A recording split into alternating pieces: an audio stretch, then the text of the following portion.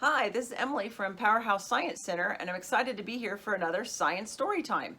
The book I chose to share this time is Pocket Full of Colors, The Magical World of Mary Blair, Disney Artist Extraordinaire. It's written by Amy Guglielmo Jacqueline Tourville and illustrated by Bridget Behringer. Under a wide blue sky, on a red dirt road, in a lemon house, there lived a little girl named Mary. Other children collected marbles or dolls, but Mary collected colors of every shade and every hue. One day, Mary's parents announced they were moving out west. As she waved goodbye to the yellow house, Mary tucked her friend Lemon in her pocket. Mary would miss the happy home, but she had new colors to collect. Driving across the sun-bleached desert, Mary spied russet, taupe, and sienna. When she arrived in California, she glimpsed the azure ocean and found groves of golden fruit dripping from viridian trees. In the city, she discovered steel gray buildings and mauve-tinted skies. Mary opened her sketchbook. She mixed her paints.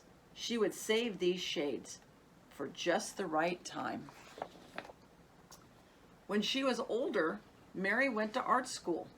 She met Lee. He showed her rosy pink and blushing red. She kept those colors in her heart.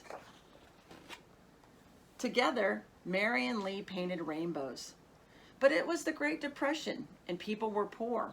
No one was buying rainbows except one place. Mary landed a job at Walt Disney Studios, one of the first women ever to be hired. Finally, a place for her colors to run and dance and play as they pleased. But on her first day of work, the men in charge didn't want to talk about cerulean or celadon or cerise. They were only interested in black and white. Mary was told to follow the rules. She tried, but her colors were too vivid, too wild. When Mary turned in her work, all of her ideas were rejected.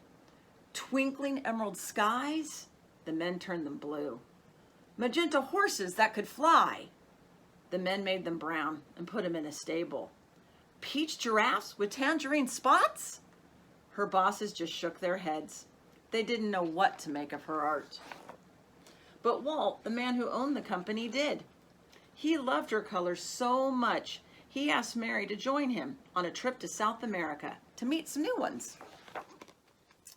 Mary delighted in the colors of Brazil, Argentina, and Peru. She worked hard to capture the vibrant scenery.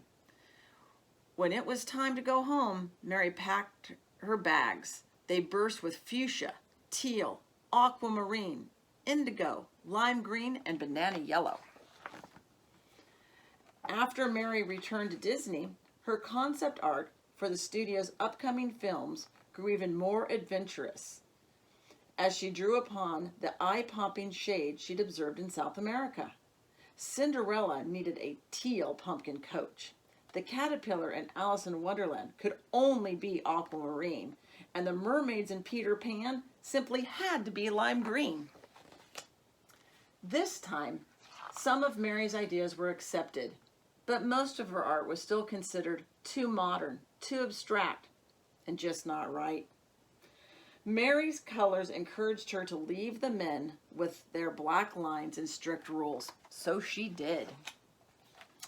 Mary quickly found new work designing advertisements, illustrating picture books for children, and creating sets for plays and television commercials. She enjoyed the freedom of these jobs, but Mary missed Walt. And then one day, out of the blue, her phone rang. It was Walt. "Mary, I have a project for you. I need your wild and beautiful colors," his voice boomed. Walt explained his idea to build a magical ride that would teach people about cultures from around the world. The ride had to be full of color, which meant there was only one person for the job. "Mary, you know about colors I've never even heard of before." Mary smiled, and then she frowned as she remembered the rules and the lines and the men in charge who didn't understand her colors or her style of art. There was only one way to answer. Yes, said Mary, but her yes came with a condition.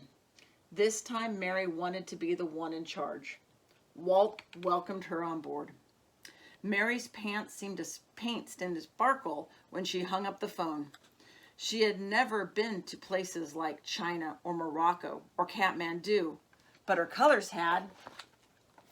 Sitting down to work, she squeezed out dabs of paint.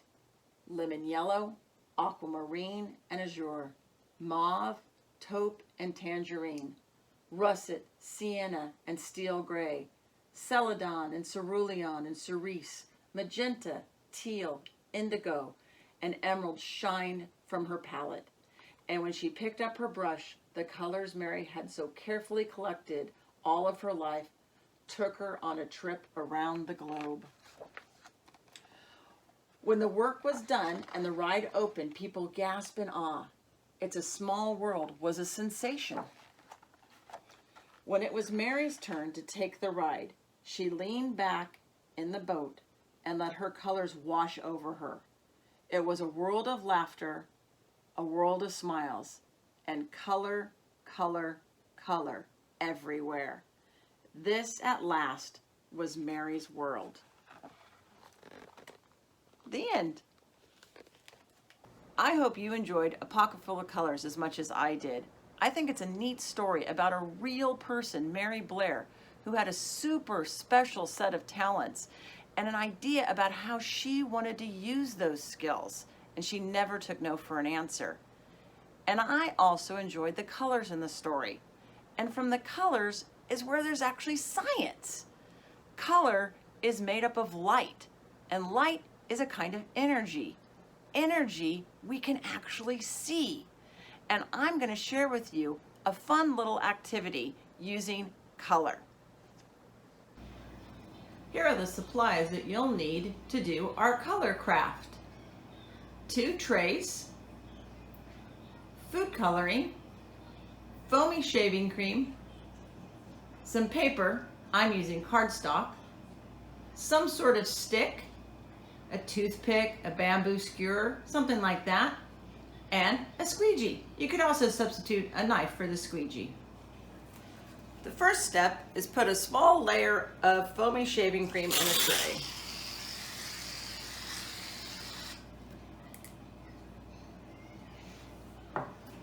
Gently smooth out that shaving cream. Doesn't have to be super thick.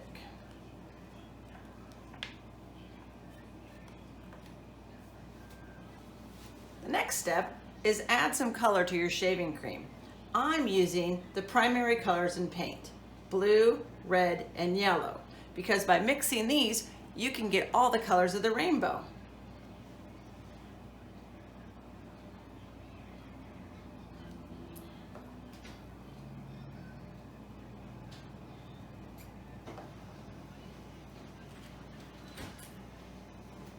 Then take your bamboo skewer, toothpick, knife, and draw some patterns in that shaving cream. Some zigzag lines. There's no right or wrong way to do the pattern. The next step is to take your piece of paper and lay it down on top of your shaving cream. Gently smash it on down in there. You want to get full coverage on all sides of that paper. Once you've done that, go ahead and pick up one corner. Remove that paper and set the tray aside. Now, I just use this second tray to make things a little bit cleaner. So I have my paper that has the shaving cream and color. I'm going to take my squeegee and I'm going to go ahead and pull the shaving cream off. And what's going to be left behind is that beautiful color mixing piece of art. Hang that up to dry for a few minutes, and then you can display it. You can make note cards out of it. I think Mary Blair would be really proud of how we used our colors.